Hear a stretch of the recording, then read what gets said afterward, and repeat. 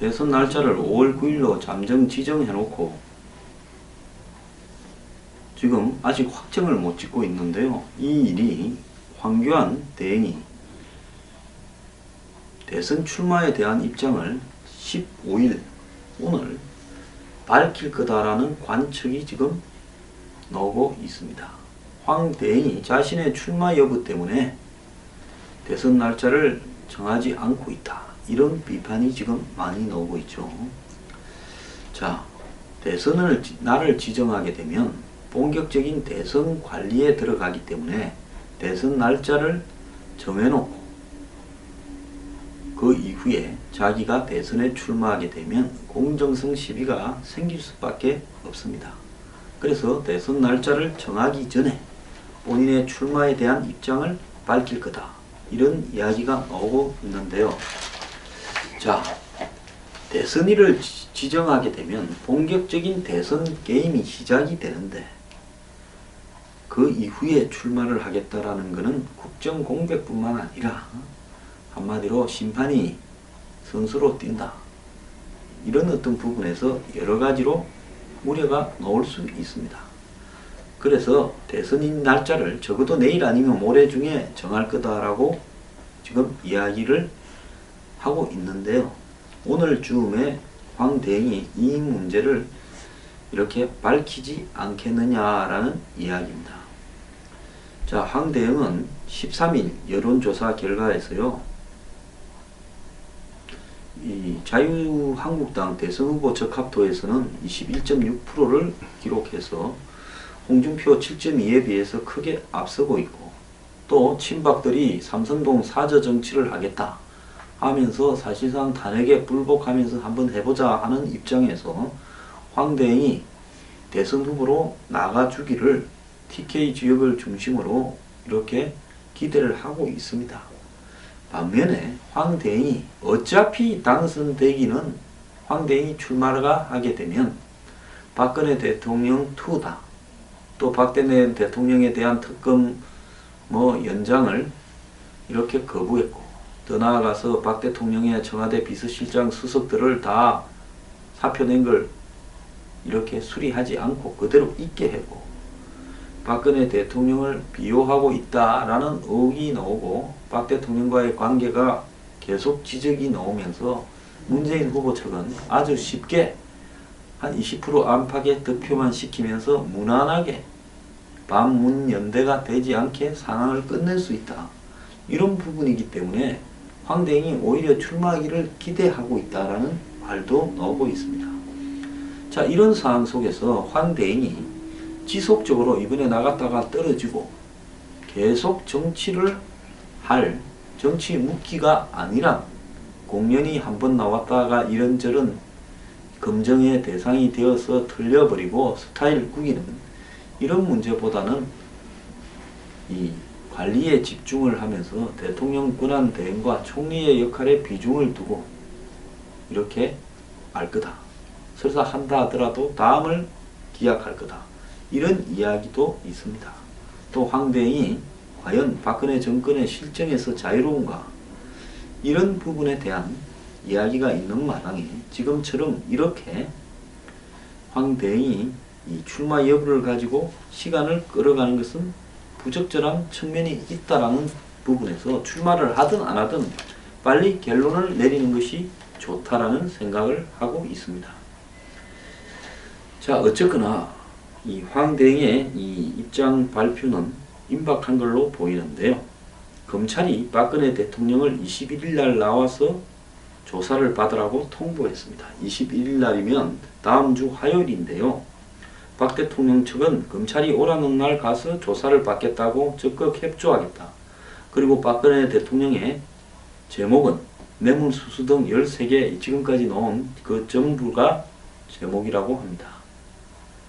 자, 어쨌든 박 대통령이 나간다 하더라도 모든 이 지금 의혹을 다 부정하는 행태로 가게 될 건데요. 뇌물과 직권남용, 강요, 그 다음에 이 권리행사 방해 쭉 나오겠죠. 자, 그래서 이 부분은 검찰이 특수본을 통해서 8가지 혐의를 적시했고 특검이 뇌물수수 등 5가지를 추가를 했습니다. 자, 박 대통령이 나가서 조사를 받겠다 하지만은 지금까지도 검찰과 특검에 조사를 받겠다 해놓고 안 받고 헌재도 결국 나가서 본인의 입장을 밝히지 않은 걸로 봤을 때 검찰 조사를 받을 것인가 하는 부분도 좀 의문이 있습니다. 자, 어쨌거나 박 대통령이 늦추면 늦출수록 대선 기간 동안에 박 대통령의 조사가 진행될 거고, 그렇다면 박 대통령의 조사를 검찰은 본격적인 대선이 시작되기 전에 4월 한 중순까지는 후딱 끝내겠다고 하지만, 그러면 후딱 끝낸다면 검찰이 박 대통령이 유죄다라는 형태로 끝낼 수밖에 없을 건데, 이 부분에 대해서 검찰이 과연 감내할 자세가 되어 있는가? 검찰이 과연 이재용을 뇌물수수의 공여자로서 정리할 자세가 되어 있는가? 우병우까지 구속을 시킬 자세가 되어 있는가? 현재 검찰 수뇌부는 이 사건에서 자유로운가? 이런 의문이 있습니다. 그래서 박 대통령 측은 최대한 시간을 끌어서 대선 기간까지 조사가 진행되도록 만들 것이고, 그러면서 대선 기간에 스톱이 되어서 대선 이후로 몰고 가는 것이 대선 결과가 어떻게 나오든 정치적으로 이렇게 쇼부, 승부를 볼 수 있는 그런 가능성이 높아진다고 판단할 거라 봅니다. 자, 자유한국당과 국민의당, 바른정당은 대선 투표하는 날 개헌 국민투표도 같이 하자라고 오늘 발표를 했습니다. 자, 이 세 당의 원내 대표가 이렇게 합의를 했는데요. 이로써 이 개헌이 대선 전에 되기는 어려워졌지만은 대선 투표하는 날 개헌을 같이 투표하게 된다면 대선 전에 반문연대가 성사될 가능성도 있다고 보고 있습니다. 그러면 국회가 국민투표를 이날 하기로 세 당이 합의를 했다면, 국민투표가 되려 하면 국회 발의가, 대통령이 발의하지 않는 마당에 국회에서 발의가 되어서 국회 본회의에 의해서 표결 처리가 먼저 돼야 된다는 걸 의미하는데요. 표결 처리가 되려면 200명 이상의 국회의원, 즉 300명 중에 3분의 2가 탄핵표와 똑같이 그 이상으로 동의를 해줘야 된다는 걸 의미합니다. 그러면 이 국회에서 이 표결을 하게 되면 자연스럽게 국민투표까지 가게 될 수밖에 없습니다. 그렇기 때문에 이 발의가 되면 국회는 무조건 투표를 해야 됩니다. 즉 150명이 이상이 되면 발의가 되는데, 발의는 지금 국민의당, 이 자유한국당, 바른정당 세 당이 발의는 가능합니다. 발의까지는 갈 거고, 그러면 국회 투표까지는 갈 거고, 국회 투표가 만약에 돼버린다면 국민투표까지는 자동으로 굴러가게 되는 겁니다. 자, 국회에서 200석을 과연 넘길 수 있을 것인가 라는 부분이 의문인데요. 지금 국회 개헌 특위에서 안이 얼추 다 만들어졌습니다.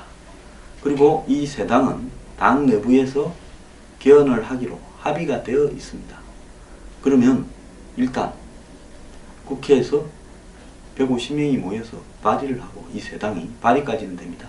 그럼 국회 투표를 언제 하느냐라는 문제가 관건인데요.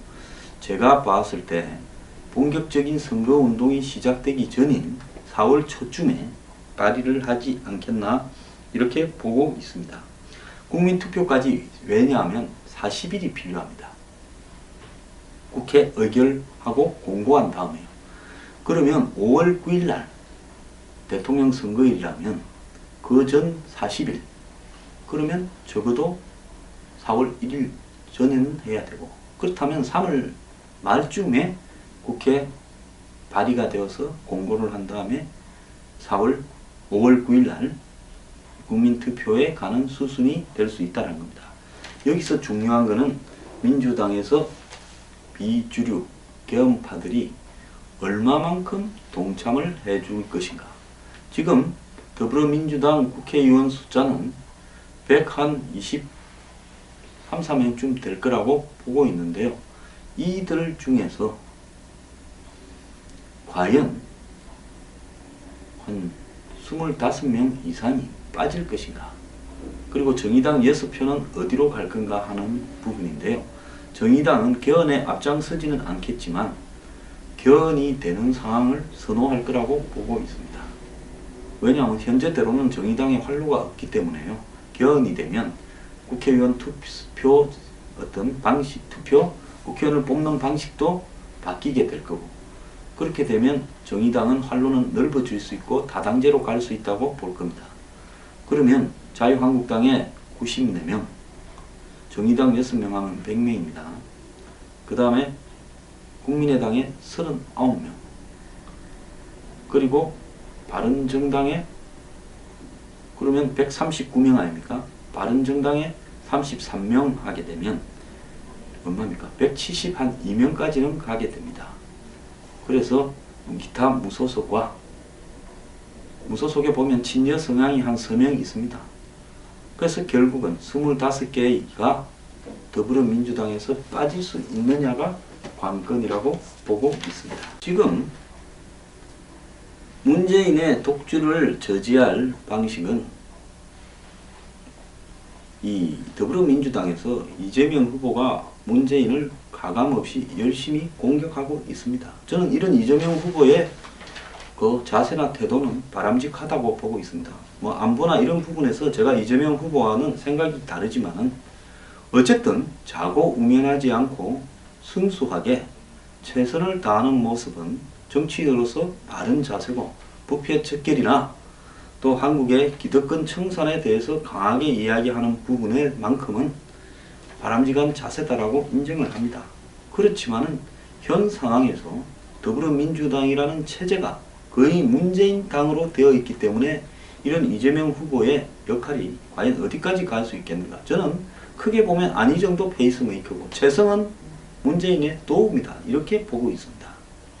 자, 그렇다면 나머지 당들이 힘을 합쳐서 반문연대를 해도 시원찮은데, 자유한국당에는 삼성동 정치를 하겠다고 친박 핵심들이 덜먹거리고 거기다 출마까지 하겠다 하고, 김진태도 나온답니다. 조그만 당의 대선 후보가 지금 12명이 되어가고 있습니다. 이러니까 그 안에 또 남아있는 비박의 나경원은 당에 해치는 행위에 대해서는 징계를 해야 된다 그러고, 홍준표 지사는 이제는 박 대통령을 잊어야 된다고 이야기도 합니다. 집구석이 지금 수습 불가 상황이고요. 국민의당은 내달 5일 대선 후보 경선을 하는데 손학규하고 안철수가 또 충돌을 하고 있습니다. 자, 안철수는 후보 선출일을 4월 2일날 하자, 그래서 민주당보다 늦게 하면 효과가 떨어진다 이야기하고, 손학규는 9일날을 하자라고 이야기를 하고 있습니다. 그뿐만 아니라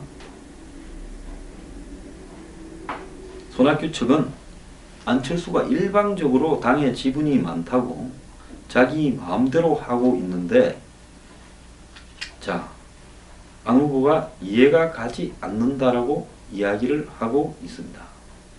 안철수는 본인이 양보를 많이 했다라고 이야기를 하고 있고요. 자, 안철수 캠프의 또 참모들은 충성을 바친다고 그러는지 일괄 사표를 냈다. 협상을 잘못했다고요. 그래서 현장 투표 80과 여론조사 20도 안철수는 많이 양보했다고, 손학규는 안철수에 유리한 규칙이다라고 이야기를 하고 있습니다. 자, 바른정당에는 정병국 대표가 그간의 바른정당의 지지율이 워낙 추락한 데 대해서 책임을 지고 물러났는데, 이제 김무성 의원을 중심으로는 지금 남경필, 유승민 정리해야 된다. 저게 무슨 대선 후보냐. 그러면서 비대위원장으로 김무성이 나서서 반문연대를 만들어 보겠다 하니까 유승민은 당의 패권을 장악하려고 한다, 이러면서 또 반대하고 나섰습니다. 이 와중에 김종인은 제3지대 연정을 해서 지금 제3지대에 올 사람들 다 만나자 이렇게 하는데, 안철수는 빠지고 있습니다. 안철수는 제가 볼 때 자기로 단일화 안 되면 끝까지 죄를 뿌릴 걸로 보입니다. 자, 반문연대 갈 길도 암담하고 자, 안되는 집구석에 곳곳에 싸움질만 난무하고 있습니다. 자, 이런 상황에서 웃고 있는 사람은 문재인일 거라 보는데요. 참 대한민국 정치인들 진짜 수준을 발바닥까지 보여주고 있습니다.